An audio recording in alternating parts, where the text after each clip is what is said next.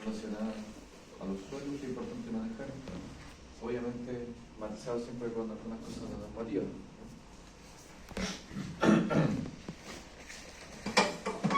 Entonces,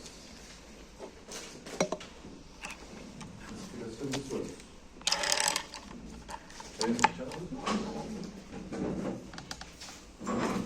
Bueno, este es uno de los aspectos que ustedes tienen que manejar, sí o sí. Les va a salir siempre.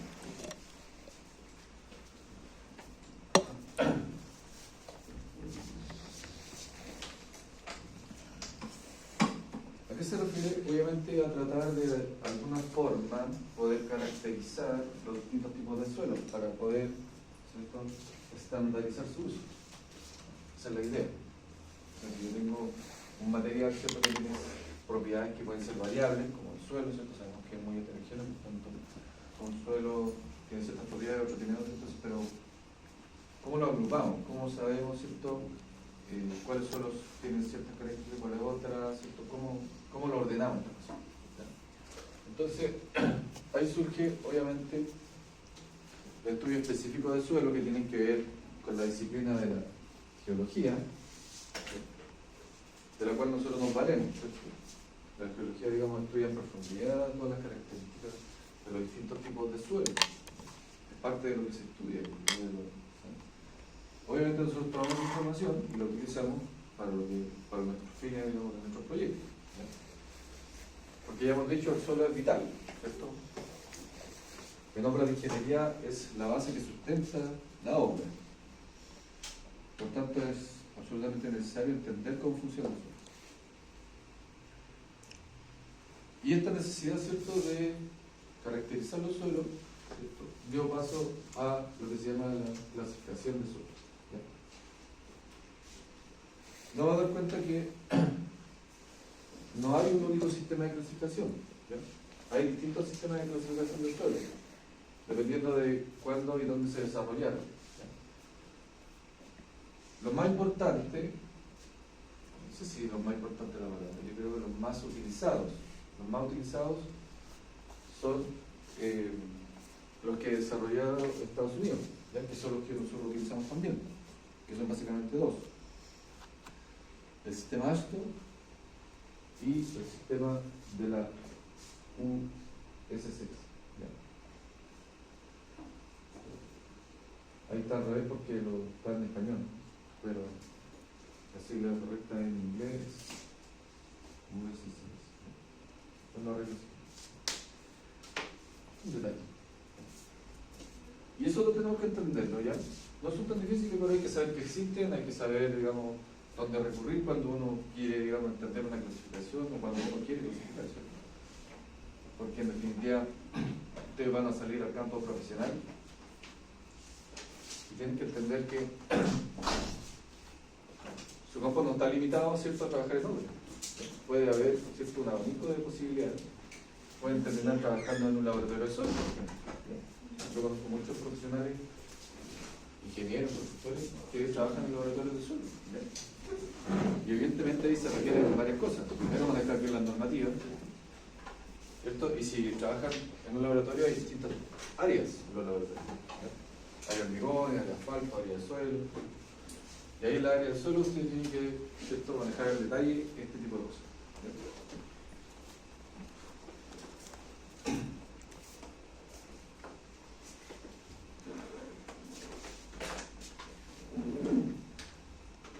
Concepto importante antes de soltar a revisar cuál es la clasificación de los suelos.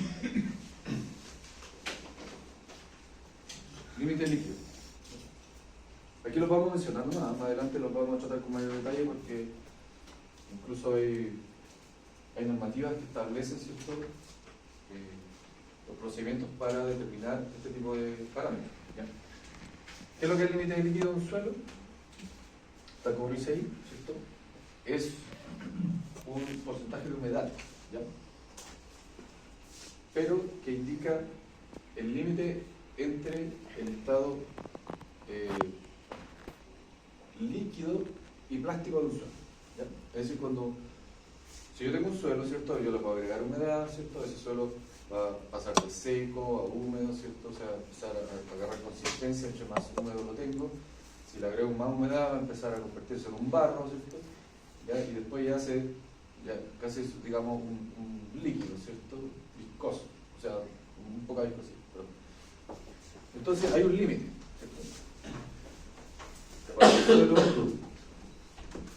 deja de ser plástico, ¿cierto? Ya no le puedo dar consistencia y pasa a ser, ¿cierto?, básicamente un líquido, porque se derrama. Ese límite es lo que se llama el límite líquido. Por ahora nos vamos a quedar con el concepto. ¿Ya? Ustedes se preguntarán, bueno, ¿cómo diablos determino ese límite? Hay un ensayo, ¿ya?, que lo vamos a mencionar más adelante cuando hablemos de la norma. La norma chilena es bien específica de cómo se establece ese límite.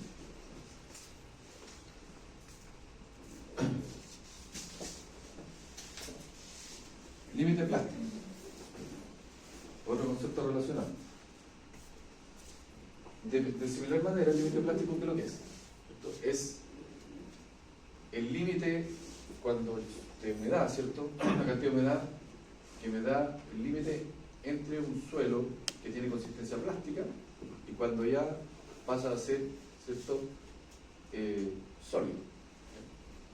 Es decir, ya deja de ser plástico, ya empieza a ser más sólido, por tanto ya no tiene esa posibilidad de deformación que tiene un suelo plástico. Si tiene tan poca humedad que si yo trato de formarlo, ¿qué pasa? Se degrada, se rompe. Entonces, entre la situación plástica de un suelo y la situación sólida, ahí hay un límite, ¿cierto?, de humedad, y ese límite es el límite plástico. ¿Ya? Nuevamente nos vamos a quedar con el concepto porque cómo se determina ese límite también en el laboratorio, obviamente, la norma también lo establece y lo vamos a tratar más adelante con detalle. Por ahora me interesa que sepamos qué es, ¿cierto?, ese parámetro. Son propiedades del suelo definitivamente. Y índice de plasticidad. ¿Qué es lo que es el índice de plasticidad? Tal como dice, ¿cierto?, es una indicación de variación de humedad. ¿Ya? Es un rango de humedad. Y de hecho se calcula así, no lo puse acá, lo voy a agregar después antes de subir la luz. El límite líquido menos el límite blanco.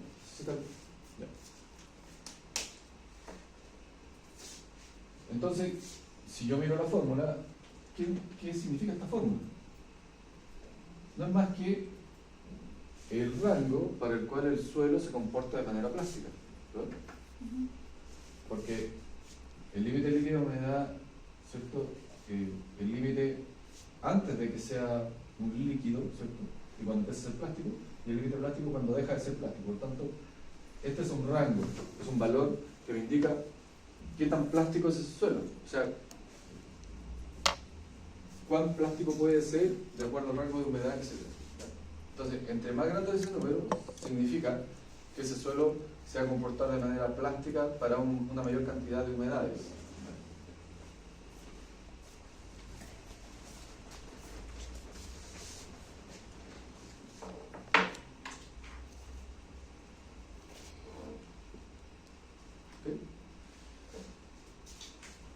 Bien, nos guardamos sus conceptos para ahora, para poder entender lo que viene.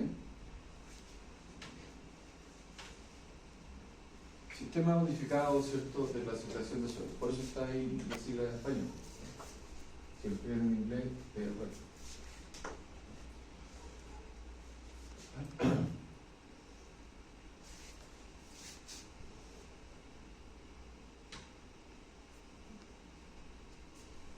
Ahí está escrito en inglés, porque cambié el orden del siglo. Es uno de los sistemas más utilizados, ¿cierto?, para describir las características de un suelo. Se aplica, digamos, a cualquier tipo de suelo, no hay restricción. Y se basa en esto, en representar un suelo con dos letras. Cada letra va a representar una característica del suelo.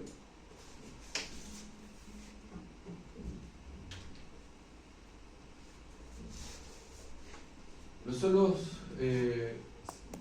o sea, aquí hace una distinción, ¿cierto?, el método para clasificarlas es una distinción entre suelos gruesos y finos. ¿Ya? Entonces, aquí no hay que confundirse, porque recuerden que según las normas chilenas, nosotros tenemos establecido qué entendemos por suelo fino o suelo grueso. Pero no coincide necesariamente con las definiciones de los métodos, de estos métodos de clasificación. Por tanto, hay que tener claridad. Aquí, cuando hablamos de suelo grueso y fino, está hablando de el tamiz 200. ¿Cuál es el tamiz 200? ¿Qué tamaño? Según la norma antigua, 0,075 milímetros, es decir, el más chico que existe. ¿Cierto? Dentro de los tamices, ¿cierto?, normales. Entonces, todo lo que está sobre ese tamiz, este método lo entiende como material grueso. ¿Ya? Y lo que pasa por ese tamiz se entiende como material fino. ¿Ya? Entonces, el límite exacto, según este método,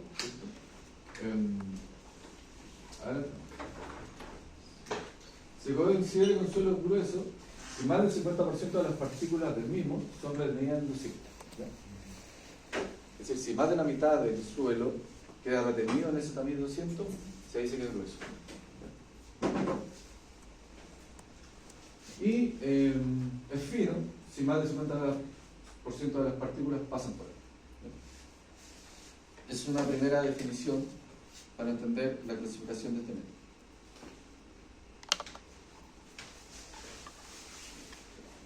Ahora bien, vienen los símbolos, ¿cierto?, que no son más que letras, ¿ya?, que definen los distintos grupos de suelo. Entonces, primero tenemos lo que se llaman los grupos grandes, ¿cierto?, generales, que son la grava, arena, limo, arcilla, suelo orgánico fino y turbas. ¿Ya? Ahí vamos a ver, ¿cierto?, qué letra se le da. Y la otra letra indica la subdivisión de dichos grupos. ¿Ya? Es decir, yo puedo tener una grava con distintas características. Por tanto, voy a tener una letra que indica que es grava, pero voy a tener otra letra que indica que tiene otras características más, aparte de ser grava.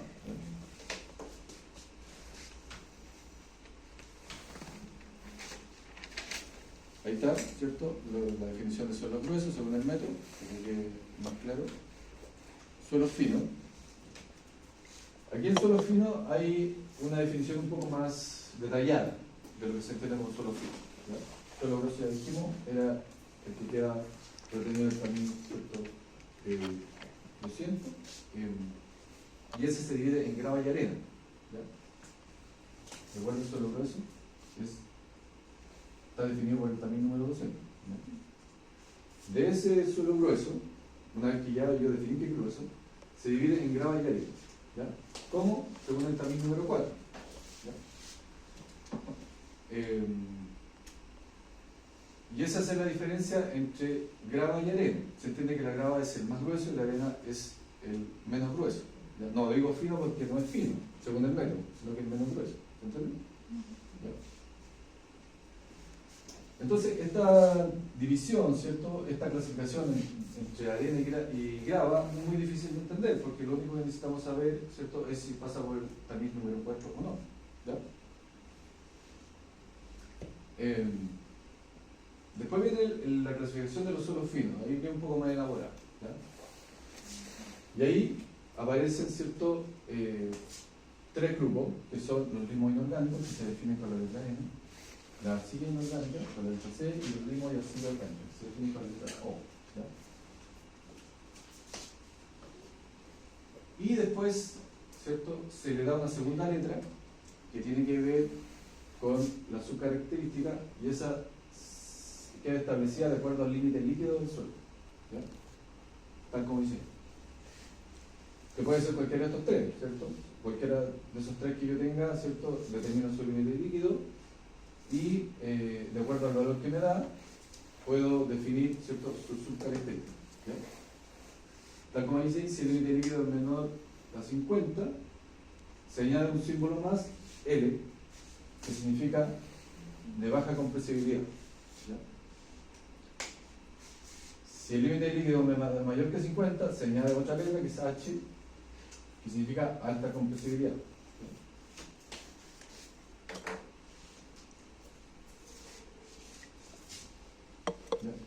puede empezar a marearse con tanta letra, pero en definitiva no es tan difícil, ¿cierto?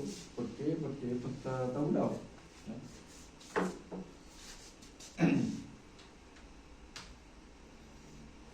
Ahí estamos hablando de los suelos finos, no nos perdamos, estamos en suelos finos.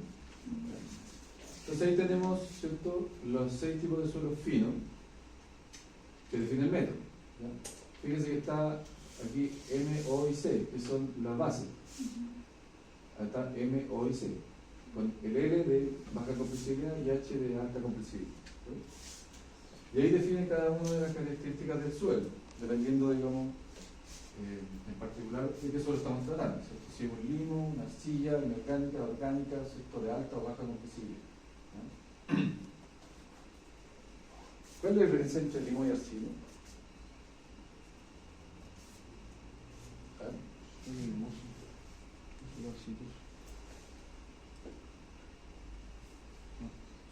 Si usted tuviera que definir una arcilla, ¿qué me dice? Es un material fino, ¿cierto?, de alta cohesión, ¿cierto?, muy plástico. ¿Y el limo? No va a decir lo mismo. Grueso. O sea, no es correcto decir grueso, porque no es grueso. Es un material fino, pero es granular. ¿Ya? No es como la arcilla que es un polvo, básicamente, ¿cierto?, que se cohesiona muy fácilmente con humedad. En cambio, el limo no se cohesiona tan fácilmente. De hecho, se desgrana, ¿cierto? Si usted tiene un limo en mano, lo pueden desgranar fácilmente, porque es granular. Es chiquitito, pero es granular. ¿Ya? ¿Ya? Entonces hay que entender esas pequeñas diferencias para no confundirse.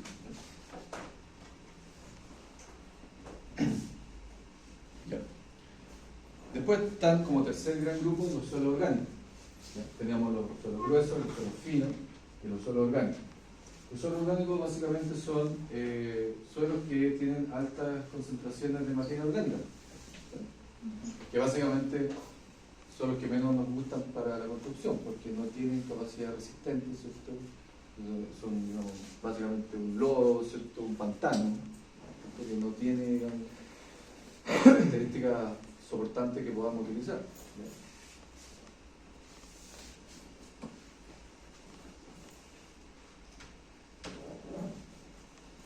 Ahí está la clasificación para suelos finos, ¿ya? Esta de suelos finos. ¿La misma que vimos acá? ¿Esa? ¿Esa? Ustedes la encuentran, ¿cierto?, en cualquier parte con esa tablita. ¿La habían visto, cierto? No, nunca. Bueno, guárdenlo, ¿ya? Porque esa tablita la vamos a usar siempre que se nos tenga relacionado con la clasificación de suelo. Esta tablita es para clasificar los suelos finos, de acuerdo al método, ¿ya?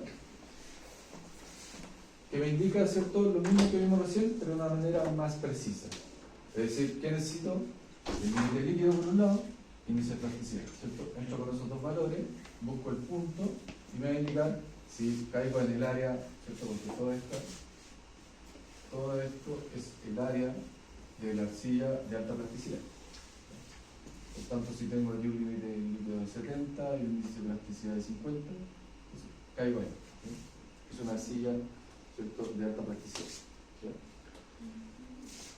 Después tenemos la otra área, que son los limos de alta plasticidad, que está acá, la arcilla de baja plasticidad, limos de baja plasticidad, y aquí tenemos una zona, ¿cierto?, de más especial, ¿cierto?, que es ML, creo que era. M era.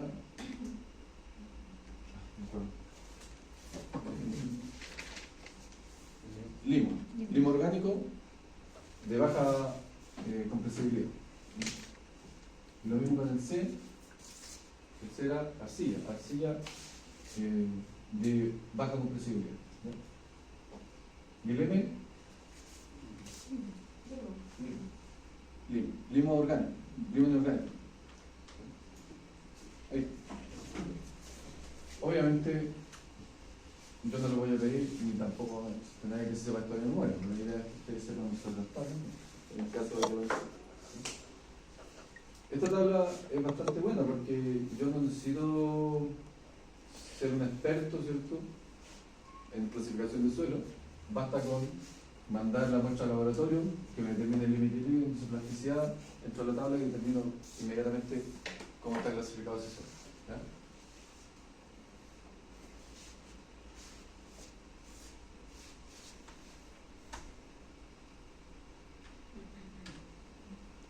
Ahí tenemos, ¿cierto?, las denominaciones del método. Fíjense que aquí están todas las denominaciones del método.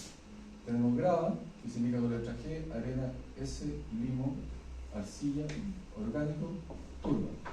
Turba es el suelo orgánico, es el que no se utiliza en construcción. Por otro lado tenemos el sufijo, ¿cierto?, la otra letra, bien graduada, pobremente graduada, limoso, arcilloso, límite líquido mayor a 50, que es de baja compresibilidad, límite líquido bajo, de alta compresibilidad. ¿Ya? Y en eso se basa la clasificación de método. Ahí están todos los prefijos y sufijos, ¿ya?, que me indican las dos letras que yo voy a clasificar el suelo. ¿Okay?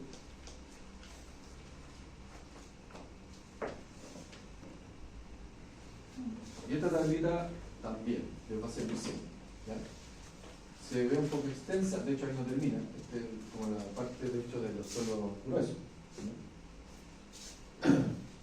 que se complementa con lo que vimos anteriormente, no son distintas.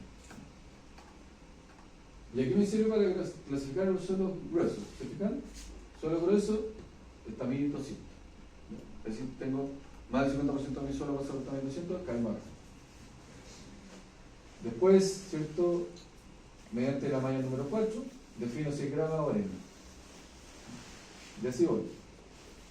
Después, de acuerdo al porcentaje que pasa por el tamaño 200, ¿cierto?, si es menor del 5%, más del 12, entre 5 y 12, y ahí voy viendo a dónde voy cayendo. Y así voy hasta obtener la clasificación del suelo, de acuerdo, digamos, a los distintos porcentajes de las mallas que me pasan. Y fíjense que las letras son las que teníamos recién, acá. GS, grava, arena, ¿cierto? Todas estas son grava, todas estas son arena, ¿no? El sufijo, W, P, M, W bien graduada, P pobremente graduada, M limoso, arcilloso. Entonces, si ustedes, por ejemplo, tienen una grava, ¿cierto?, que pasa entre 5 y 12% por el tamaño 200, ¿cierto?, puede ser cualquiera de estas cuatro, ¿cierto?, que van a depender, ¿cierto?,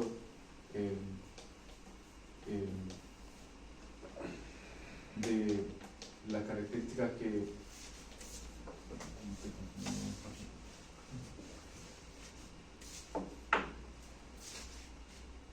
entonces puede tener grava bien graduada, ¿cierto?, mezclada con grava mal graduada. Ahí va a depender, ¿cierto?, de la característica que tenga el suelo, porque recuerden que el suelo no siempre tenemos una sola propiedad en el suelo, podemos tener, ¿cierto?, una mezcla, y ahí el método me indica todas las posibilidades que yo puedo encontrar. ¿Ya? Lo bueno de esto es que básicamente depende de los tamices, que son fáciles de utilizar, ¿cierto? Ya sabemos, ¿cierto?, cómo se utilizan, se separa, y de acuerdo a esas cantidades yo puedo ir clasificando. ¿Ya? También me pide el límite, cierto índice de plasticidad en algunos casos.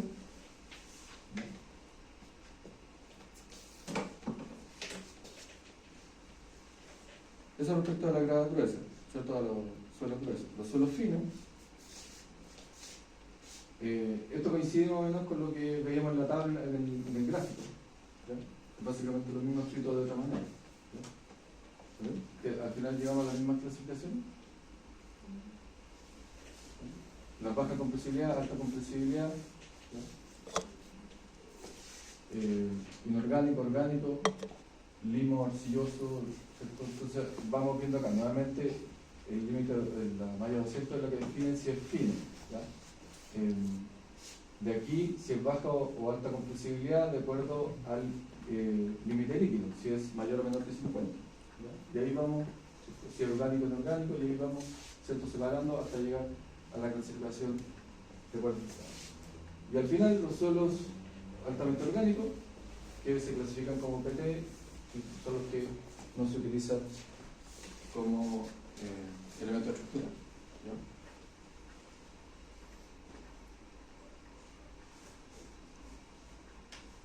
Ahí, esa es la clasificación USCS. No es tan difícil, ¿no? Básicamente hay que tener los parámetros, ¿cierto? Límite líquido, isoplasticidad, ¿cierto? Saber la granulometría, esas son cosas que se obtienen del laboratorio, ¿ya? Así que con esos datos es fácil clasificar, entrando a la tabla.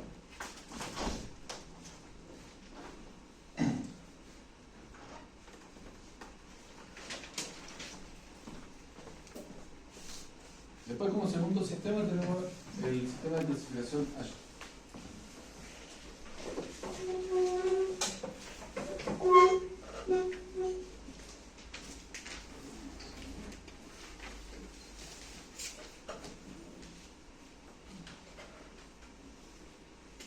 Este surge, ¿cierto?, originalmente el año 29, pero no es el método exactamente como lo conocemos hoy día. El año 95 se modificó y ese es el que conocemos hoy día como método ASHA, ¿no? Obviamente también de Estados Unidos.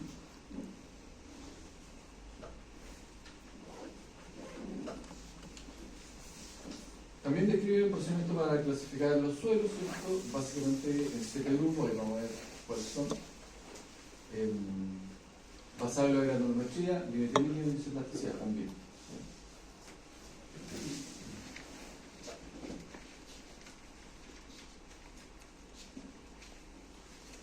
Se necesitan dos cosas para clasificar acá. Uno es el grupo y otro es el índice de grupo. Son dos conceptos distintos, ¿ya? El índice de grupo se calcula con una fórmula. Esa, ¿ya? Empírica. Es decir, que se obtuvo a través del laboratorio, ¿cierto? De prueba y error en el laboratorio y se estableció esta correlación. Y este cálculo me da lo que se llama el índice de grupo. ¿Qué necesito para esto? Este factor F, vamos a ver lo que significa, límite líquido y el índice de plasticidad, ¿ya? El F es el porcentaje de fino, me falta un paréntesis ahí. Es decir, el porcentaje que pasa por el tratamiento 100. Ese es el famoso valor F que se pone en la... ¿ya? Y el otro, esto ya lo dijimos, límite líquido y índice de plasticidad. Entonces, teniendo esos datos, que también se obtienen del laboratorio, los reemplazo en esa fórmula y me da un valor. Y eso es lo que se conoce como índice de grupo.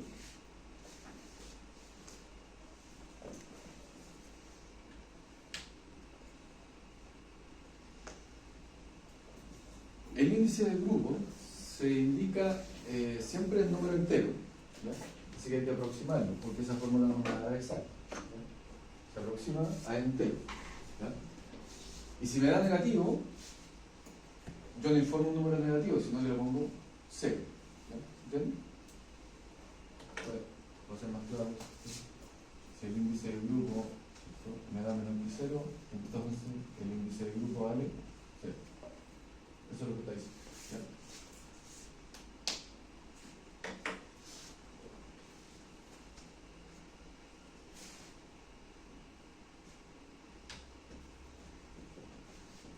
Siempre se informa entre paréntesis, ¿cierto? Cuando se determina, ¿cierto?, lo que tiene un suelo, el índice de grupo siempre se pone entre paréntesis. Ahí vamos a ver, ¿cierto?, un ejemplo de cómo se escribe, ¿ya? Y siempre se escribe después del grupo, ¿ya? Entonces hay que hacer la distinción. Una cosa es el grupo y el otro es el índice de grupo, ¿ya? Yo tengo que determinar el grupo del suelo y después seguido indico el índice de grupo entre paréntesis.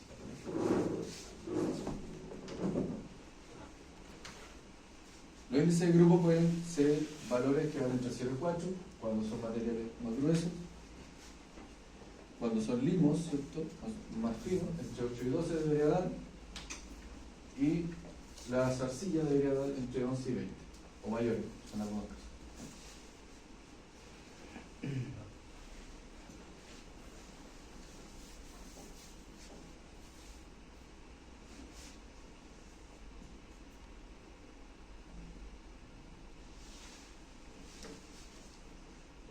¿Ya?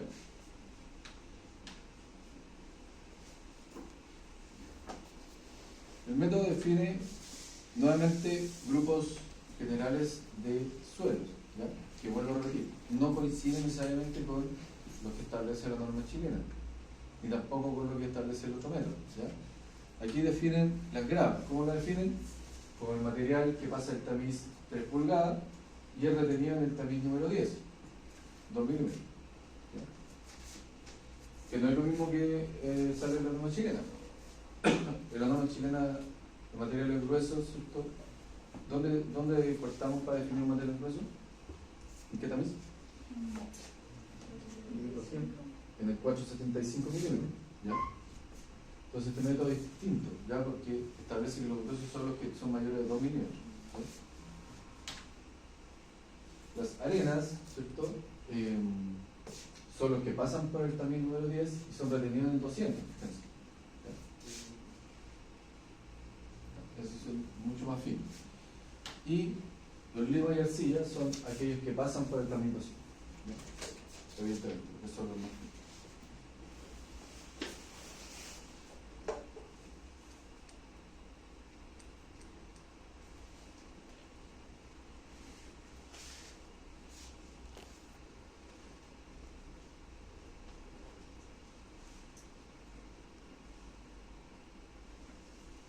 ¿Ya?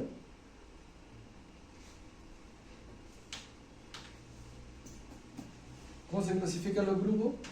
De acuerdo a estas tablas. Así se denominan los grupos, con la letra A y un número seguido, ¿ya? A1, A3, A2, ¿ya? Esos son los grupos, ¿cierto?, de los materiales más gruesos, de esta tabla. ¿De qué dependen? De los tamices, ¿cierto? Tamiz 10, 40 y 200. ¿Cuál es el tamiz 10? ¿Qué tamaño? Lo acabo de ver. 2 milímetros. 2 milímetros. 2 milímetros. Tamiz número 40, ¿qué tamaño es?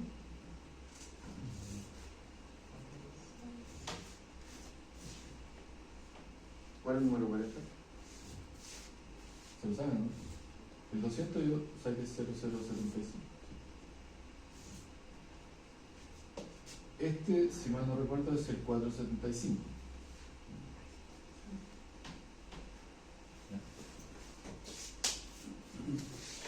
Te lo voy a verificar, no quiero chamullar.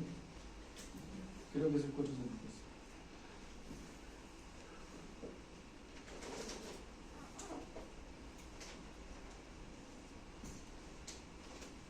Tampoco es que tengamos que saberlo todo de memoria, pero es bueno saber.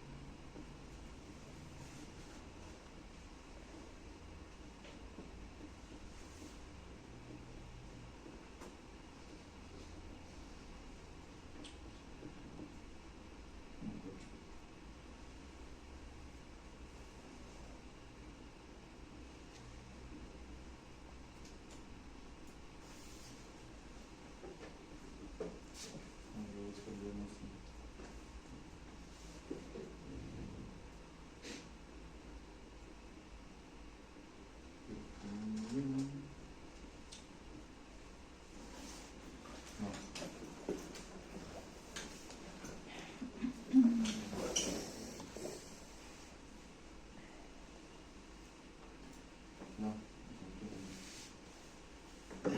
0425. Está bien. No puede ser 475 porque en la medida en que crece el número se va achicando el tamaño. Es 0,425.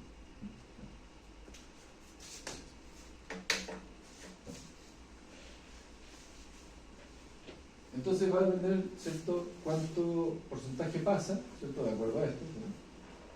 Máximo 50%, 30%, ¿cierto?, dependiendo del tamiz, y ahí voy clasificando de acuerdo a esos porcentajes que pasan. A1A, 1B, y ahí va a depender, ¿cierto?, básicamente de los tamices, de los índices de plasticidad y límite líquido, ¿sí? Algunas características visuales también. Esta es una valoración, ¿cierto?, general que se hace de los suelos. Se entiende que los suelos granulares son buenos, por definición, ¿cierto? Si un suelo granular es bueno para construir porque tiene buenas capacidades soportantes, ¿ya?, en general. Entonces, con esta tablita ustedes pueden clasificar, ¿cierto?, cualquier suelo de acuerdo al método y de aquí se obtiene el grupo. Entonces, cuando ustedes clasifican un suelo, por ejemplo, yo tuviera un suelo que tiene estas características, ¿cierto?, y me da que es un A3. Yo entre paréntesis pongo el índice de grupo que calculé antes. No sé, supongamos que da 4.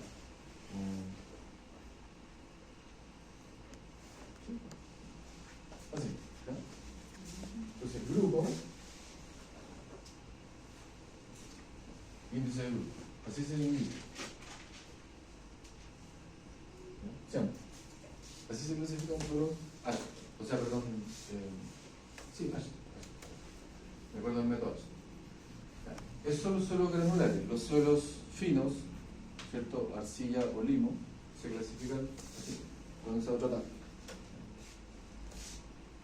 Nuevamente tenemos los tamices, los mismos, se definen los porcentajes que pasan, límite líquido, límite plástico,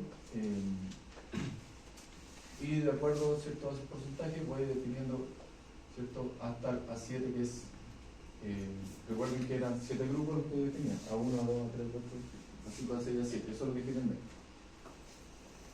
Y están estas dos situaciones especiales, ¿cierto? A y B está definida acá, que es cuando el índice de plasticidad cumple esto. ¿Se nota? ¿No? No está muy chico. Cuando el índice de plasticidad es menor que el límite líquido menos 30, entonces la clasificación del suelo es A7, 5, A.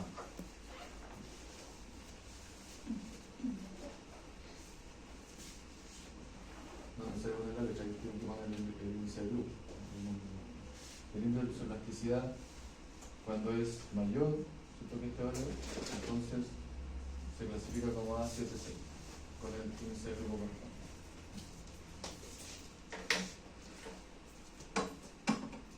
¿Ves?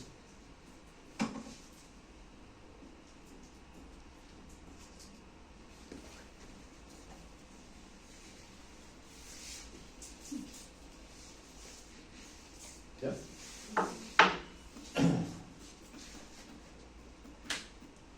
Ahí. Eso es básicamente la generalidad de la clasificación de suelos, ¿ya?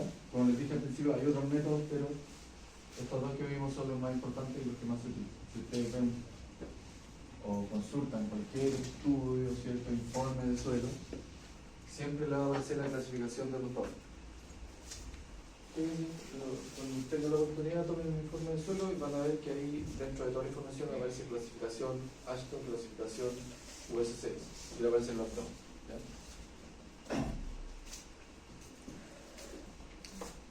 Siempre se utiliza. ¿Ya? Bien. ¿Alguna duda tiene?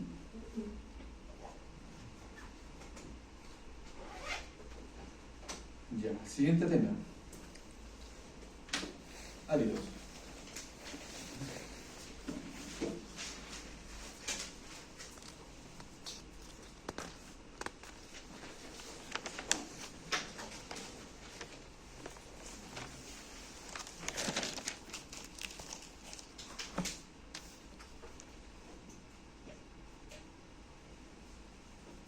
Podríamos hacer una pausa al tiro. Sí. ¿Te parece? Sí. Mejor para no estar cortado después del tema. ¿Ya? Una pausa de 10 minutos y retomamos y hablamos de ahí. Porque nosotros cuando utilizamos elementos de construcción necesitamos tener elementos que den cierta certeza, que tengan buena resistencia y que tengan ciertas características estándares para poder someterlo, ¿cierto?, a un proceso, digamos, de análisis, de cálculo y que me den valores que no van a variar de aquí a mañana, ¿ya? O no van a variar, ¿cierto? Drásticamente, ¿cierto? Si yo varío un poco la cantidad de humedad, ¿ya? Entonces, los áridos, ¿cierto?, se caracterizan por eso, ¿cierto? Por ser, ¿cierto?, mucho más estandarizados que los suelos. Se dividen en tres grupos usualmente: grava, gravilla y arena, ¿cierto? Eso lo sabemos. Más o menos nosotros entendemos, ¿cierto?, que lo que es una grava, una gravilla y una arena, a pesar de que si yo tuviera que definir, ¿cierto?, si usted tuviera que definir qué es lo que es una grava, una gravilla, empezamos un poco a dudar, ¿cierto? ¿Cuál es el límite? ¿Dónde empieza a ser grava? ¿Dónde empieza a ser gravilla? Obviamente eso está también definido en la norma chilena y se contrapone un poco a lo que vimos recién, porque recuerden que la Chile decía los métodos anteriores definían también gravas, gravillas, ¿cierto?, material fin, que no vayan a coincidir exactamente con la definición chilena, ¿verdad? Por lo tanto ahí tenéis clara la diferencia. Ahora bien, los áridos que más nos interesan a nosotros son los que se utilizan, ¿cierto?, para lograr construcciones, específicamente para los hormigones, es donde más utilizamos. No es únicamente donde se utiliza, pero es donde más se utiliza el árido, ¿cierto?, para confeccionar hormigones. ¿Dónde más se utiliza el árido? Aparte de las bases estabilizadas. En las bases, ¿cierto?, de pavimentos, por ejemplo, o de alguna estructura que requiera, digamos, un soporte importante contra el terreno. Relleno, por ejemplo, ser una obra de construcción que requiere ser una plataforma para una estructura y también se utiliza relleno, el estabilizador. Drenaje. Sí, también material grueso, ¿cierto? Para el drenaje también se utiliza material grueso.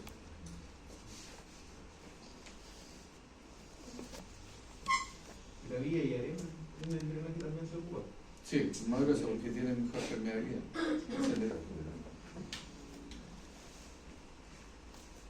En Chile, las normas que regulan principalmente los principales aspectos, ¿cierto?, de los áridos son las siguientes. Ya la habíamos mencionado, la 163, ¿cierto?, de 2013, que establece los registros generales. La 164, ¿qué es lo que establece el 164? La extracción, ¿cierto?, de muestra, y la 165 que establece, ¿cierto?, la caracterización granulométrica de los áridos. Vamos a revisar esas tres normas, ¿ya?, para entender más o menos lo que dice cada una y hablar de lo más importante.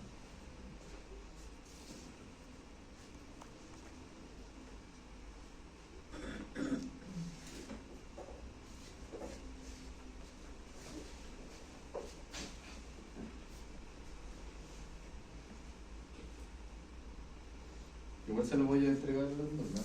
En realidad yo tengo estas dos. Esa tengo la antigua, la nueva no la he conseguido aún, pero voy a ver si la puedo. Ahora si alguien la tiene, la comparto.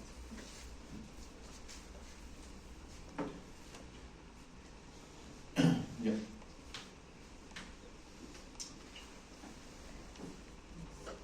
Primero, según el origen, el árido puede ser natural o artificial.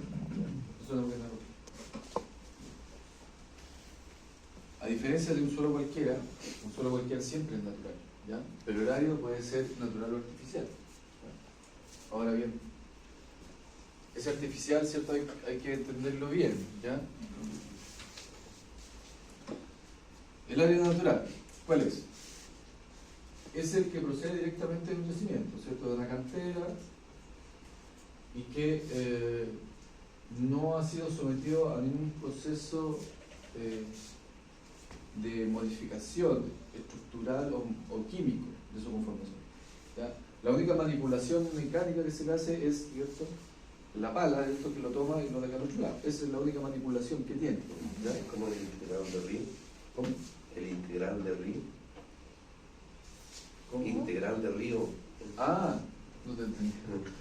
Sí. Con la voz, digamos.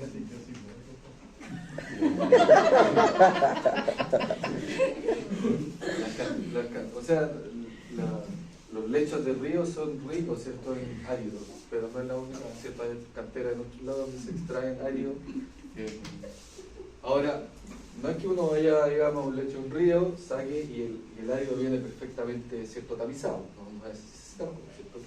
Sí, obviamente está en un gran porcentaje con árido más grueso, ¿cierto? O digamos, bien definido. Pero eso igual se tiene que seleccionar para después, ¿cierto?, poder utilizarlo en hormigón o en otro elemento. Pero el natural básicamente es que no se le ha sometido a ninguna modificación estructural o química de su conformación, ¿ya? Se distinguen dos tipos básicamente, los famosos rodados y los chancados, ¿ya? Los áridos rodados son aquellos que tienen forma bien, no es anguloso, ¿cierto?, sino que es más redondeado, ¿cierto? Y el chancado se le dice al que tiene ya aristas más agudas, ¿cierto? Supongo que esa definición la entienden, no lo han visto, es típico, ¿ya?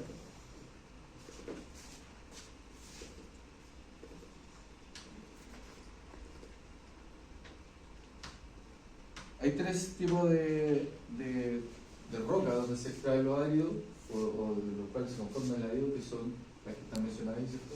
Que básicamente son rocas de origen volcánico, algunas, ¿cierto? Otras, ¿cierto?, de origen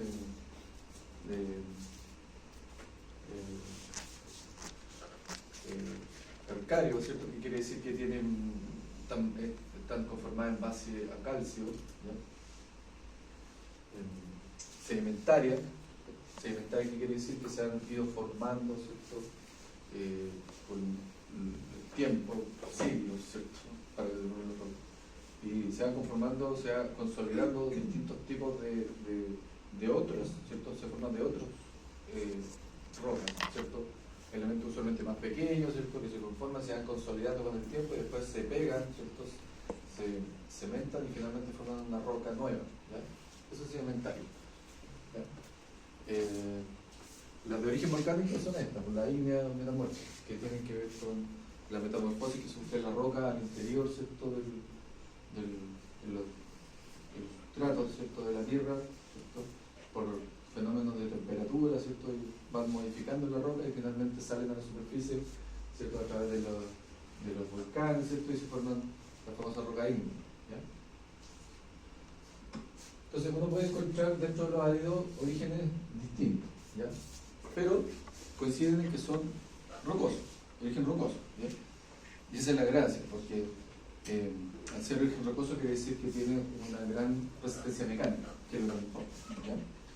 El árido artificial es el que procede de un proceso industrial que ha sido sometido a alguna modificación física o química de algún tipo, ¿ya? Como por ejemplo la arcilla, ¿cierto?, porque hay arcillas que para ser utilizadas se someten, por ejemplo, a procesos de calentamiento, ¿ya? También se someten a hornos, ¿cierto?, para darle o cambiar alguna característica química de la arcilla, ¿ya? O se les combina con algún elemento químico, ¿cierto?, para darle alguna propiedad específica. Y también está el árido reciclable, ¿ya?, que ese no se utiliza mucho, la verdad. No es una técnica que se utiliza mucho en Chile, pero es una posibilidad. En otros lados se utiliza más, ¿ya? Es reciclar residuos de demolición, ¿ya? Es decir, el pavimento se ha utilizado, no tanto, pero se utiliza, ¿ya? Que un pavimento viejo, ¿cierto?, se saca, se demuele, se tritura y ese mismo después se tira como base, ¿ya? Es una técnica que se utiliza en otros lados. Acá yo no he visto una vez, ¿cierto?, así como una cosa, pero no era un camino formal, ¿cierto?, era como un camino particular, pero no se utiliza tanto, ¿ya?, porque no se confía mucho, pero es un prejuicio, yo creo, ¿ya? No se confía mucho en que no, es que es un material viejo, pero en realidad eso igual es como decir que las piedras son viejas, ¿cierto? Las piedras se formaron con la tierra, pero Pero bueno, es una posibilidad que existe, no se utiliza mucho, pero quizá en el futuro puede desarrollarse más esa técnica, ¿ya? Acá, por lo menos.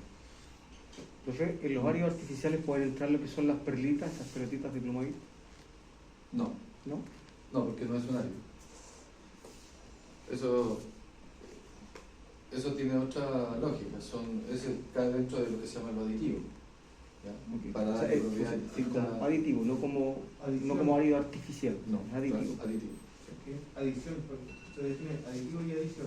O sea, es que el aditivo es todo aquel elemento adicional que se incorpora al hormigón, que no es cemento, ni árido, ni agua, ¿ya? Porque esas son las tres bases del hormigón, ¿cierto? Cemento, árido. Si yo incorporo cualquier otra cosa para darle una propiedad distinta, eso es un aditivo, ¿ya? Por ejemplo, la poliéster, ¿ya? O los incorporadores de aire, ¿cierto? O los clasificantes, o los fluidificantes. Cualquier cosa que yo incorporo para cambiar la propiedad del hormigón es un aditivo, ¿ya? Ya. Norma 163, la que mencionábamos de las primeras, que era las características generales del árido que se requieren, ¿cierto?, para la fabricación del hormigón. Recuerden, lo primero que uno tiene que revisar en la norma, ¿qué es lo que es? El alcance y el campo de aplicación. ¿Qué establece el campo de aplicación de esta norma? Dice que establece los requisitos que deben cumplir los áridos para ser utilizados en elaboración de morteros y hormigones. Nada más. ¿Ya? Entonces, por ejemplo, si yo quisiera utilizar un árido como base, yo no necesito esta norma. Debería consultar otras normas, otros reglamentos, cuerpos normativos para ver cuáles son las características que tiene un árido para usarlo como base. ¿Ya? La 163 establece las características para áridos para hormigón. ¿Ya?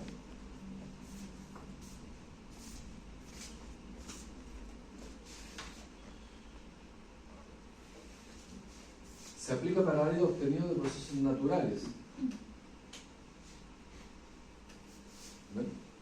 Ahí restringe claramente cuál es la campo de aplicación. ¿Ya? Y se aplica a áridos de densidad normal, es decir, entre 2 y 3 toneladas metro cúbico. ¿Ya? Porque pueden haber áridos que sean más livianos o áridos más densos. ¿Ya? Ahí no me sirve. Entonces, ojo con eso, ¿cierto? No es que yo pueda aplicar la norma así a rajatabla para cualquier árido, no. Siempre mirar dónde yo puedo aplicar la norma. ¿Ya? Y ahí está claramente definido. ¿Ya?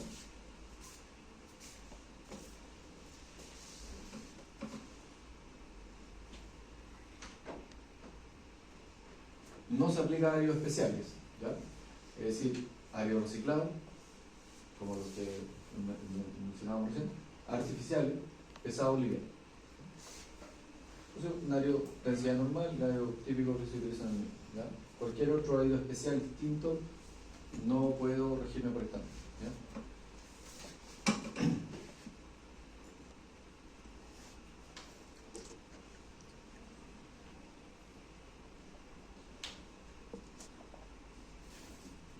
Bueno, versión, pues.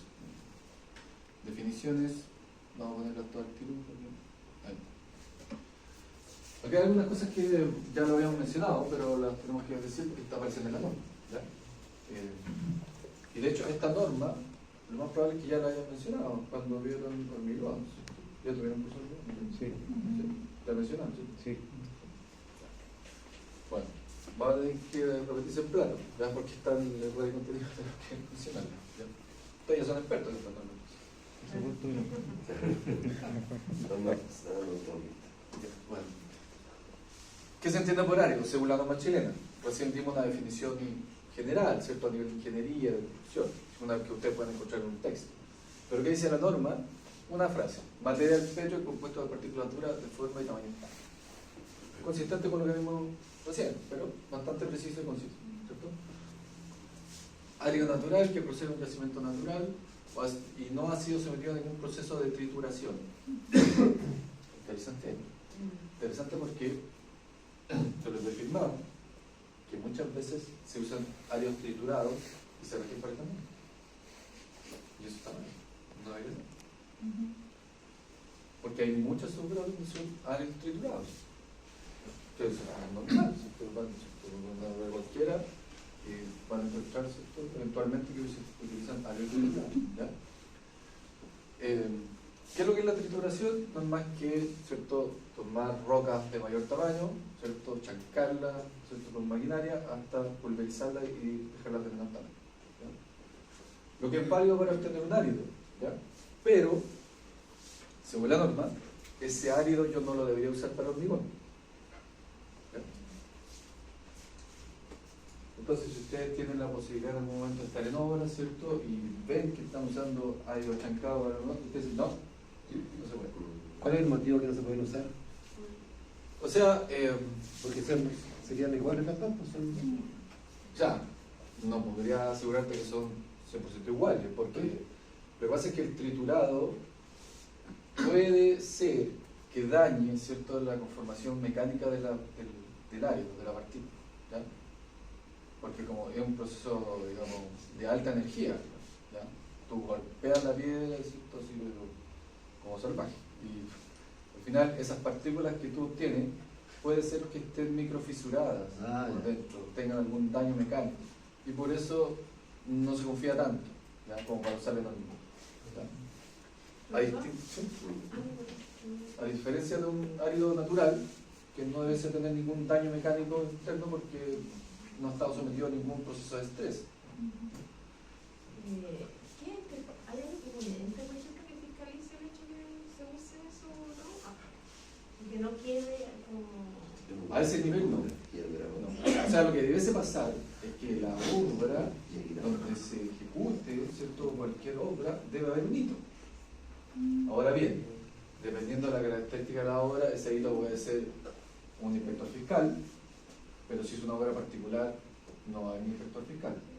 Debería haber un hito particular, y ahí, bueno, se supone que el hito debería tener la independencia suficiente como para poder, ¿cierto?, determinar lo que se puede o no se puede aceptar. Pero claro, en las obras particulares eso es medio difícil porque el hito lo paga la misma empresa, entonces hay un conflicto de interés ahí. Pero a ese nivel de detalle no hay fiscalización pública, ¿no? De hecho, la obra privada, ¿cierto?, una edificación privada, ¿cierto?, una casa privada, en términos de fiscalización del detalle técnico de lo que se hace o no se hace es muy pobre. O sea, básicamente queda entregado, ¿cierto?, a la empresa, ¿no? Digamos, a la ética que tenga la empresa. Porque la única momento en que se le pide algún requisito es cuando se le da el permiso de construcción, que lo pide la municipalidad, y esos permisos de construcción son en base a la arquitectura, básicamente. Porque el resto de especialidades son informativas. O sea, especialidades, no sé, sanitaria, eléctrica, la misma estructura. Nadie visa eso. La municipalidad solamente visa en términos arquitectónicos, que cumpla con la norma de arquitectura, y el resto, informativo no. Pero un hormigón con grado 40 viene con... O sea, con grado 40 viene con material rodado, pero uno pide un hormigón con gravilla 25 y ya el material viene con arista, eso, para mí ese material ya fue triturado. No necesariamente, porque hay material que tiene características, digamos, chancadas, pero que pueden ser ondulares, pero evidentemente se nota la diferencia. O sea, hay piedras que son angulosas de manera natural, Claro. pero se nota cuando algo es chancado, porque hay claramente un corte, digamos, mecánico, ahí Sí. se nota. Sí, Sí. se le nota en el, Sí, se en la nota textura claramente. del hormigón. Claro, ahí usted puede decir, no, está malo esto, esto no corresponde. Y le avisa ahí a su supervisor. No, bueno, es que son Viene oficio, ¿no? de la planta derechamente así. Sí, es que ahí, claro, depende de lo que uno quiera hacer, ¿no? Pues sí, o sea, si uno tiene la posibilidad, lo que yo siempre digo a los alumnos, ustedes tienen, cuando estén en una obra de construcción, no solo en una obra de construcción, en lo que hagan, ¿cierto?, en su trabajo, ustedes tienen un cierto nivel de compromiso con eso y tienen un cierto nivel de responsabilidad. Y yo lo que les digo siempre es lo que a ustedes la responsabilidad que ustedes tengan, traten de hacerla bien. Si hay algo que no depende de ustedes, bueno, lamentable. Pero lo que a ustedes les corresponde, háganlo bien. ¿Ya? Un buen profesional es el que hace bien lo que se supone que debe hacer. ¿Ya? Nada más que eso. ¿Ya? Evidentemente hay cosas que uno ve y que no le gustan. A mí me pasa todo el tiempo. Pero claro, hay cosas que están fuera de mi rango de acción y no saco nada, digamos, con cierto estresarme por eso porque no está en mis manos. Yo lo que me corresponde a mí, yo lo trato de hacer bien, porque si en algún momento pasa algo, ¿cierto? No sé, pues, Dios quiera, ¿cierto? Colapso, una parte de la estructura, ¿cierto? Hay responsabilidades civiles y penales, ¿cierto? Para los distintos profesionales que pueden intervenir. Entonces, la idea es que lo que a mí me corresponde, la responsabilidad mía, esté cubierta. Es decir, lo que a mí me correspondía, yo hacerlo bien. Si hay algo que se está haciendo mal, pero yo no tengo injerencia en eso, bueno, quizás si tengo la oportunidad se lo puedo comentar a la otra persona, ¿cierto? Si tengo la confianza de decírselo, pero más allá, si llega a pasar algo, por causa de eso, bueno, no es mi responsabilidad. Yo lo que me correspondía lo hice bien y me preocupé de hacerlo correctamente. ¿Ya? Y a veces es difícil si eso se entiende, porque en la obra, sobre todo en la obra, siempre se está presionado. ¿Por qué? Por dos factores, que es costo, tiempo. El tiempo es brutal, ¿cierto? Es un tirano que te hace avanzar, y si tú estás atrasado querías avanzar porque cada día que te demoras es plata. Y evidentemente a veces en esa vorágine, ¿cierto? Se permiten cosas. ¿Cierto? El fierro que mal puesto, qué sé yo, le tiramos un saco menos de cemento, digamos, ahí al hormigón porque no nos queda la bodega. Y claro, esas cosas no deben empezar, pero la mayoría de las veces no tenemos control sobre eso porque no depende de nosotros. Por eso lo único que les puedo recomendar, y que siempre digo lo mismo, lo que a ustedes les corresponda, háganlo bien. Lo que sea responsabilidad suyo, que esté cubierto, siempre. ¿Ya? El resto, bueno, será responsabilidad de que le corresponda, ¿no? Y si pasa algo, bueno, ahí se verá. Pero ustedes, dentro de sus competencias, tienen que tratar de siempre apuntar a lo que se llama el arte del buen construir. Esa es la lógica, es como el espíritu, ¿cierto? De todo lo que nos rodea en el ámbito de la construcción, de las normas, ¿cierto? De los reglamentos, de lo mismo que vemos acá, ¿cierto? Apuntar a hacer algo bien, de buena calidad. Porque en definitiva, lo que nosotros estamos haciendo, cualquier cosa que se construya, lo que ustedes piensen, es para responder a una necesidad de las personas, una necesidad humana. Nosotros no construimos un edificio, digamos, para que esté ahí parado sin hacer nada. Lo construimos porque alguien lo necesita usar, ¿cierto? Para responder a una necesidad. ¿Ya? Y eso es importante. ¿Ya? Uno tiene que tener esa visualización. ¿Ya? Es como el viejo refrán ya no me acuerdo quién lo dijo, ¿cierto? Pero no es lo mismo tener la mirada de decir, bueno, yo voy a la obra, ¿cierto?, a romper piedra. Cuando hay otra persona que hace lo mismo dice, no, pues yo voy a hacer porque esto se va a utilizar para construir algo más grande. Entonces tengo que tener una mirada a largo plazo, al horizonte, no a la particularidad de lo que está diciendo. Y si tengo esa mirada, obviamente lo que voy a hacer lo voy a hacer con calidad, porque sé que es para algo más grande. Y no me voy a quedar, ¿cierto?, en el detalle del momento, de tratar de salvar, ¿cierto?, la urgencia del momento. Que repito, es súper difícil. Si uno está tensionado permanentemente como un profesional, porque te piden plazo avanzar, ¿cierto? Pero tú quieres hacerlo con calidad, y a veces la calidad requiere un poco más de tiempo, ¿cierto? Es una tensión a la que vamos a estar sometidos siempre en nuestra vida profesional, y hay que tratar de manejarlo de la mejor manera posible. Área fino, ya lo habíamos visto esta definición, ¿cierto?, cuando hablamos de suelo fino. ¿Ya? Que es básicamente la misma definición que utilizamos, que es, según la norma antigua y sobre la norma nueva, ¿cierto?, definen los tamices 465 y los 0075, que lo pregunté en la prueba también, ¿cierto?, y muchos no lo respondieron muy bien. Pero ahí está, ¿ya? Esos dos tamices me definen el límite del material fino, ¿ya?, que pasa por el 465 y que ha retenido el 0075, ¿ya? Tamiz, ya dijimos lo que era, ¿cierto?, los famosos coladores que utilizamos para las granulometrías. Árido grueso, según la norma chilena, es el área que queda retenido en el 465, que también coincide con la definición del suelo grueso. ¿Ya? Ahora bien, la norma hace una distinción aquí. ¿Ya?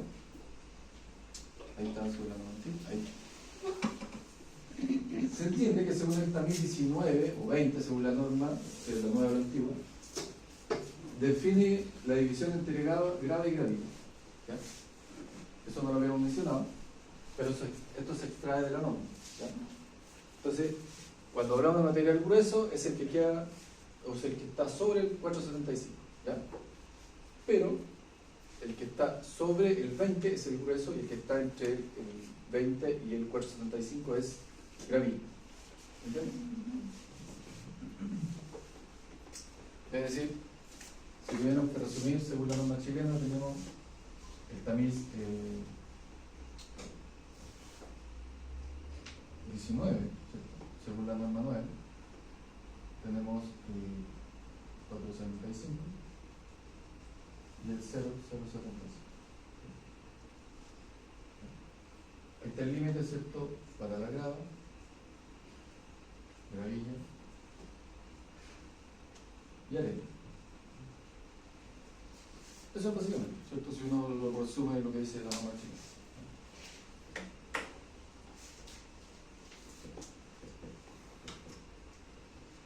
Árido combinado. Es el árido de distintas características que se combina para formar un nuevo árido. ¿Ya? Es decir, dependiendo de lo que yo quiera hacer, ¿cierto? En mi proyecto, yo podría tomar o necesitar, ¿cierto? Una cantidad de grava y mezclarla con una cantidad de gravilla, ¿cierto? Y consigo un nuevo árido. ¿Ya? Mezclado. Combinado. ¿Cierto? ¿Para qué querría eso? Bueno, porque muchas veces necesito un árido que tenga una buena graduación, es decir, que tenga una buena proporción de distintos tamaños. ¿Ya? ¿Por qué? Porque los tamaños más pequeños me sirven para ocupar los espacios que quedan entre los tamaños más grandes, y eso genera una mejor trabazón, ¿ya? Y eso genera una mejor estabilidad y una mejor resistencia mecánica del árido, ¿ya?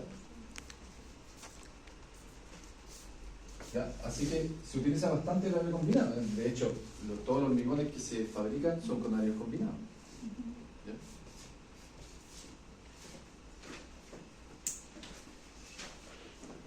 Mirando la machina, también ya lo habíamos mencionado, ¿cierto? Es la distribución conceptual de los áridos que quedan todos retenidos y que pasan por cada tamiz, y eso se establece en una tabla y se graba. Eso es la famosa granulación.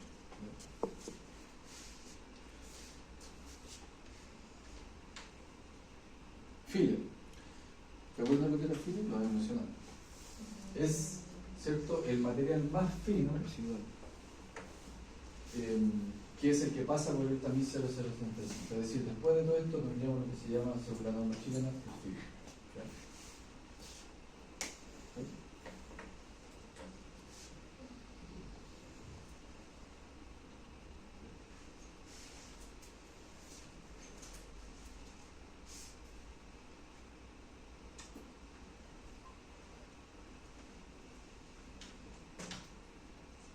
Tamaño máximo absoluto, que también lo mencionamos, ¿recuerdan? Ahí también está definida la norma. Es la misma definición que ya habíamos visto. No es lo mismo.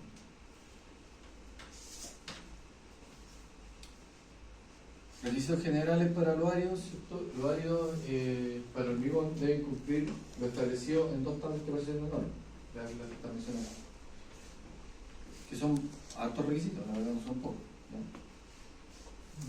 Es decir, para que un árido pueda ser utilizado por hormigón, en realidad tiene que pasar por todo un filtro, es decir, tiene que cumplir todas estas cosas. No es llegar y tirar, pero eso usualmente no se hace. Es otra de las cosas que usualmente no se hace. Es decir, cuando compré el árido, ¿cierto? Yo le dice al viejito ahí de la cantera, allá, no me sé, ya, vamos para allá, hagamos el rigor. ¿Qué es esto? No, ni le pescamos. En rigor uno debería mandar, ¿cierto?, hacer estos ensayos y verificar que el árido que voy a utilizar cumple con eso. ¿Ya? Pero en plantas sí se puede. Sí, en planta sí, porque la planta, claro, tiene otro estándar, tienen que cumplir. Y de hecho usted como mandante, ¿cierto? Usted compra ahí, usted le puede pedir los datos. Usted está pagando, ¿cierto? Por ese árido y dice, yo quiero, mándeme, ¿cierto? Los antecedentes, digamos, del árido, todas las características que son de ese árido. Y tiene que pasar. Y si no cumple con la norma, usted perfectamente le puede decir, oye, este árido no cumple con la norma, no te pago.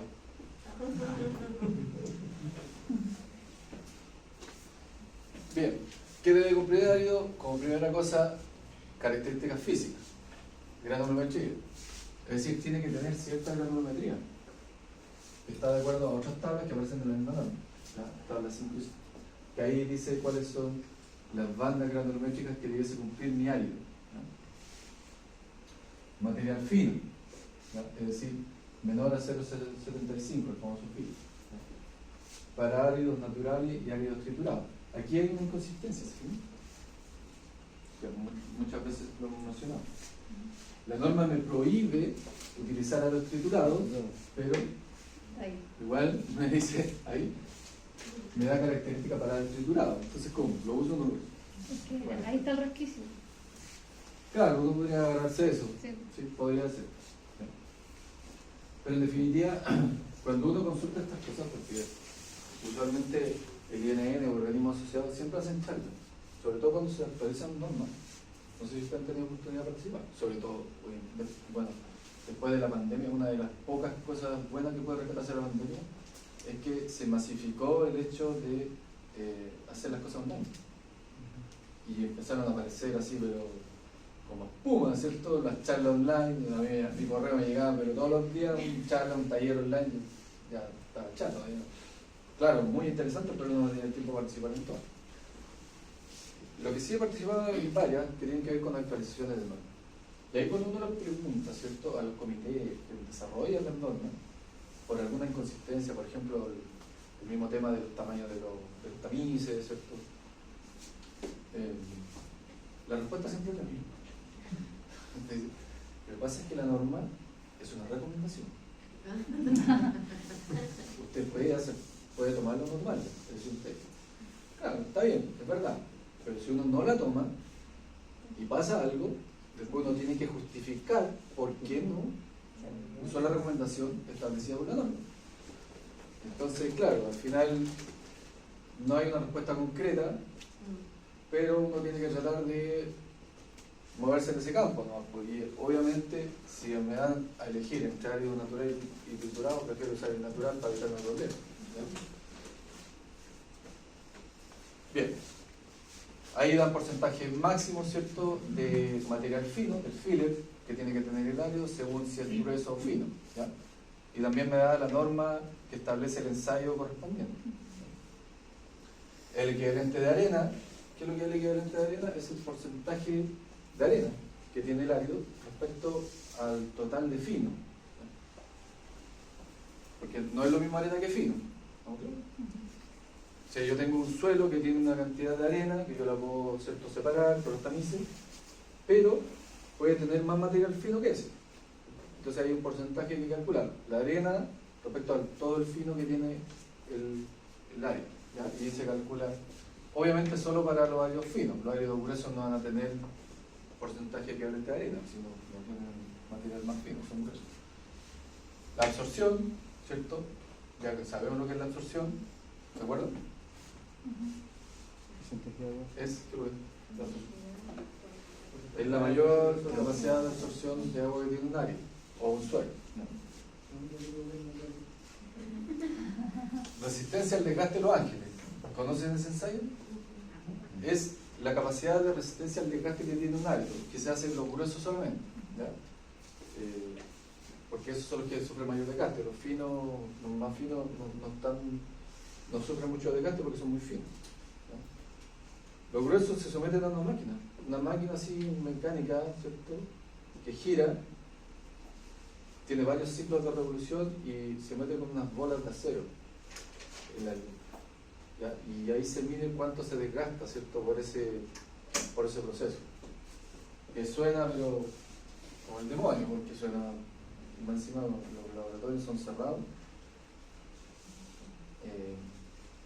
se retumba, digamos, todo el laboratorio cuando se hace ese ensayo, porque es muy ruidoso. Yo tuve la oportunidad de trabajar en un laboratorio en mi vida profesional cuando recién salí de la universidad. Lo primero que trabajé fue en el laboratorio de control de materia. Y ahí tuve oportunidad de ciencia. Quedé así.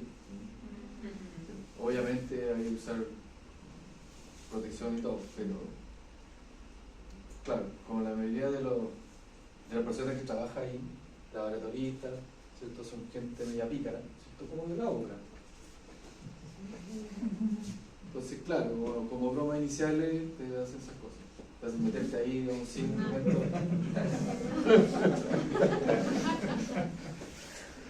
Ese tipo de cosas. Profe, ¿con qué finalidad se hace una resistencia al desgaste? ¿En qué momento puede haber un desgaste en la construcción? O sea, lo que pasa es que el hormigón puede estar sometido a desgaste. No olvidemos que el árido, forma parte del hormigón, ¿cierto? Es parte constituyente del hormigón. ¿Ya? Por tanto, si tiene buena capacidad al desgaste, el hormigón lo va a tener también. ¿Ya? ¿Y el hormigón cuándo está sometido a desgaste? Muchos ejemplos, en los mismos pavimentos. Porque el desgaste que se figura solamente es por roce, ¿no? No es, por ejemplo, un desgaste de cercano al mar o de... No, por roce mecánico. Característica física quiere decir característica mecánica, es decir, ¿cierto? Desgaste, resistencia al desgaste mecánico, ¿ya? Al roce. Coeficiente de forma del árido grueso tiene que ver con qué tan regulares, ¿ya? Que es una característica más geométrica, ¿ya? Que ahí la establece cómo se calcula, también para el árido grueso. Es decir, qué tan regular es la forma, ¿ya? Qué tan parecido a un círculo o a un cuadradito perfecto es el árido, ¿ya? Si es muy alargado o si es más redondito, ¿ya? A eso se refiere. Partículas desmenuzables tiene que ver con la presencia de elementos que no son de resistencia mecánica, que puede ser, ¿cierto? Algunos limos, ¿cierto? Partículas de limo, ¿cierto? ¿Cierto? Que no tienen resistencia mecánica, por eso son desmenuzables, ¿ya?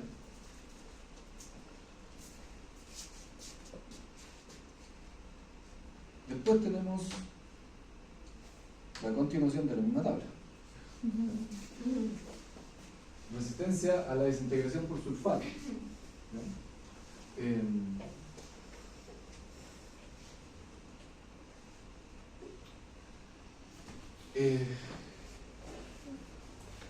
Eso tiene que ver con el ataque que el sulfato le puede hacer al árido. ¿Ya? Algunos áridos son susceptibles, ¿cierto?, de dañarse con el sulfato. ¿Ya? Y eso es una posibilidad cierta porque en los suelos puede haber presencia de sulfato. ¿Ya? Entonces, dependiendo de dónde yo extraiga, ¿cierto?, el árido, puede ser que haya estado sometido, ¿cierto?, a alguna condición, ¿cierto?, cercanías con el sulfato. Por tanto, hay que ver qué tan resistentes a esa situación, tanto de sulfato de sodio como de magnesio. ¿Ya? Tanto. El que sí está normado es el primero, ¿ya? El otro no está normado, o sea, no hay una norma específica para obtenerlo, ¿ya? Aquí está normado, porque ese es un porcentaje máximo, pero a la vez no hay una norma chilena que establezca cómo obtener esos porcentajes, ¿ya? Se tiene que recurrir a otros cuerpos normativos como de otros lugares, extranjeros, como para determinar esos porcentajes, ¿ya? Incluso a veces los mismos laboratorios, fíjense que los ensayos de suelo, cuando entregan informes de suelo, el mismo laboratorio le dice a usted, ya se hizo este ensayo de acuerdo a la norma chilena tanto.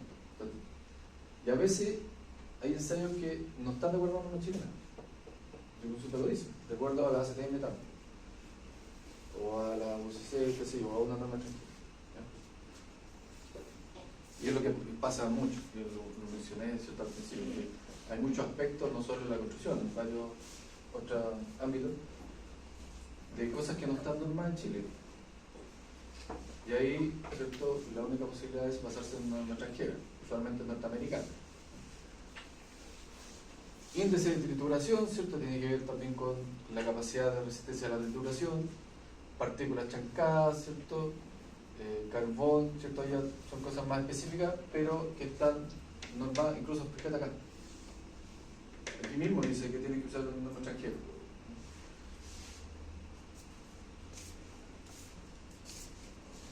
¿Cómo estamos entonces a usar el aire? Cumpliendo todo eso. Tabla 3, características químicas, que las recién eran físicas. ¿Ya? O sea, aparte de las características físicas, tienen que cumplir las químicas, que son estas. ¿Ya? Impureza orgánica, que tiene que ver con la presencia de elementos orgánicos en el árido, presencia de cloruro. Esto se utiliza en harto, ¿cierto? Sobre todo en áridos que se extraen de zonas donde hay mucha presencia de sal, como por ejemplo en el norte.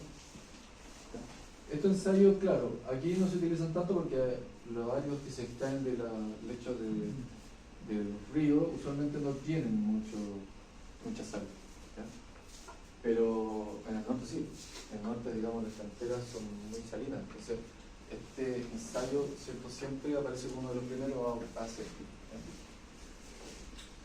Y obviamente yo no quiero que el árido tenga una presencia grande de cloruro ni de sulfato. ¿Por qué?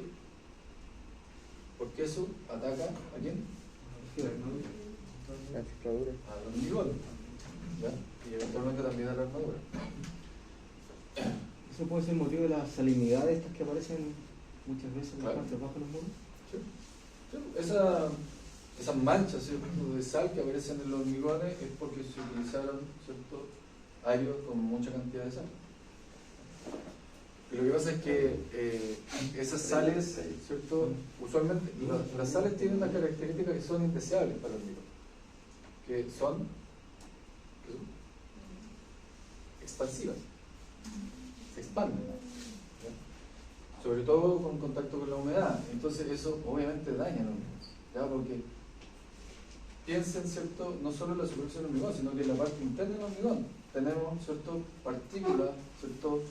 De cloruro y sulfato que pueden tender a expandirse dentro del hormigón. ¿Y eso qué pasa? Si no tiene espacio para expandirse, ¿qué pasa? Que finalmente empieza a microfisurar el hormigón internamente. ¿Ya? Y eso es fatal. Porque un hormigón microfisurado por dentro es una bomba de tiempo. Porque no se ve la microfisura. Por fuera yo no puedo ver lo que pasa adentro. Yo no puedo saber si está bien o no ese hormigón. Y la reacción álcali-árido, ¿ya? O árido-álcali, como quieran. Que también es un problema importante, ¿cierto? Que puede traer consigo lo árido, ¿ya? Por eso es tan restringido. Estas tres cosas son importantes en cuanto al problema que le puede causar al hormigón, ¿ya? No es un problema en sí para el árido mismo, sino que es un problema para el hormigón futuro, en el cual él va a estar metido ahí, el árido. ¿Qué es lo que es la reacción árido-álcali? No sé si la habían escuchado.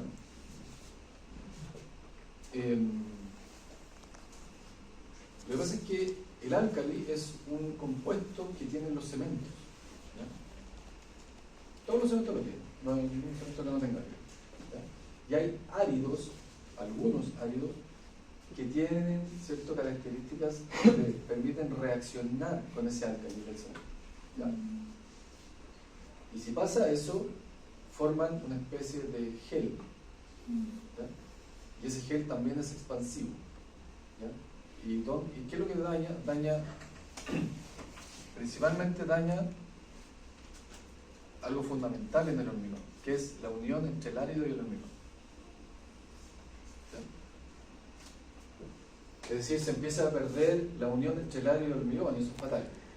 Eso es fatal. Porque el hormigón funciona bajo la premisa de que está en conjunto con el árido. De hecho, el árido solo le da la mayor cantidad de resistencia al hormigón, ¿ya? Porque si usted compara la resistencia de un árido con la resistencia de una mota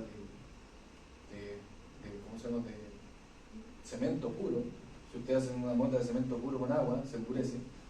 Pero si compara la resistencia con el árido es mucho más resistente, ¿ya? Por tanto, la gran parte de la resistencia de un hormigón es gracias al árido. Y si yo elimino esa trabazón, entonces se pierde, la resistencia cae, ¿ya? Entonces, por eso es malo, ¿cierto? La reacción árido-álcali, ¿ya? Ahora, es inevitable que haya alquiler en cemento, eso no se puede evitar. ¿Ya? Pero lo que sí puedo es tratar de reducir, ¿cierto?, esa posibilidad de reacción. Por eso están los límites ahí, digamos, establecidos. ¿Ya? Y de hecho, igual ahí, ¿ven? De acuerdo a normas extranjeras, eso no está establecido cómo obtener estos valores en una norma chilena, por tanto hay que utilizar la norma ACT.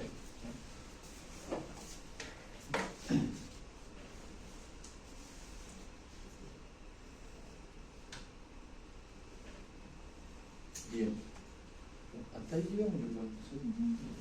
Sí, porque la otra norma que venía después, la 164, la vemos. Pero ahí, esto no lo dije. Ya, no, cierto, sí. Esto de la 663. No, sí que poquito. O sea, la norma es mucho más extensa, yo estoy poniendo aquí algunas cosas. Los áridos finos, ¿cierto?, se clasifican de acuerdo a la granulometría. Bueno, los áridos finos y los gruesos. ¿Ya? Ahí está. Esa es la tabla que clasifica los áridos, ¿cierto?, de acuerdo a su granulometría. ¿Ya? ¿Qué significa esto? Bueno, para hormigones yo debería usar estas bandas granulométricas y para morteros. ¿Qué significa banda granulométrica? Que hay rangos. ¿Verdad? Entonces lo que me está diciendo es que aquí yo tengo los tamaños de los tamices. Me está diciendo que mi árido tiene que tener, ¿cierto?, un porcentaje que pasa en el cuarzo 65, por ejemplo, entre 95 y 100. Eso es lo que me dice. Después, en el tamiz siguiente, en el 286, tiene que tener un porcentaje que pasa por ese tamiz entre 80 y 100. ¿Ya? Entonces se generan bandas, ¿cierto?, rangos, de los cuales los porcentajes que pasan de mi árido deben estar. ¿Ya? Siempre dentro de estos rangos, de estas bandas. ¿Ya? Lo cual no es tan fácil, ¿ya?, para un árido, ¿cierto?, cualquiera. Por tanto, es bastante exigente en cuanto a los tamaños de áridos que yo debo utilizar. ¿Ya? Les aseguro que la mayoría de los áridos que se utilizan en hormigón, lo más probable es que no cumpla completamente con las bandas, salvo lo de la planta, ¿cierto?, lo que se llama en planta, porque eso está, ¿cierto?, rigurosamente normal. Para los morteros hay otras bandas granulométricas, ¿no? Hay que preocuparse de que los porcentajes que pasan de los distintos tamices estén dentro de estos rangos. Eso, ¿ya? Esa es la norma nueva. La norma antigua era esta. Eso es lo que parece la norma antigua. Mucho más simple, la verdad. Para cualquier tipo de hormigón, da lo mismo. ¿Ya? Eso lo dejo como dato de la causa, no, para que se vea. Para los áridos gruesos, ¿cierto?, también existe una tabla un poquito más compleja, pero busca lo mismo. Es decir, de acuerdo a los tamaños, ¿cierto?, del árido, buscar, ¿cierto?, los porcentajes que pasan en cada tamiz dentro de las bandas granulométricas, dependiendo, ¿cierto?, del tamaño máximo de mi árido. Aquí, acá, depende del tamaño máximo de mi árido, voy a la banda granulométrica y corresponde.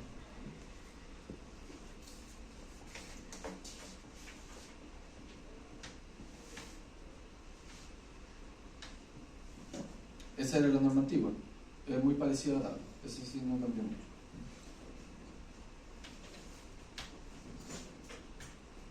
Curva granulométrica, eso también ya lo habíamos mencionado, lo mismo que dijimos, no lo voy a repetir. La que tiene, ¿cierto?, del proceso de análisis granulométrico. Ahí sí. Ya. Eso, hasta ahí llegamos ya. Vamos a continuar el martes con las normas. Ya.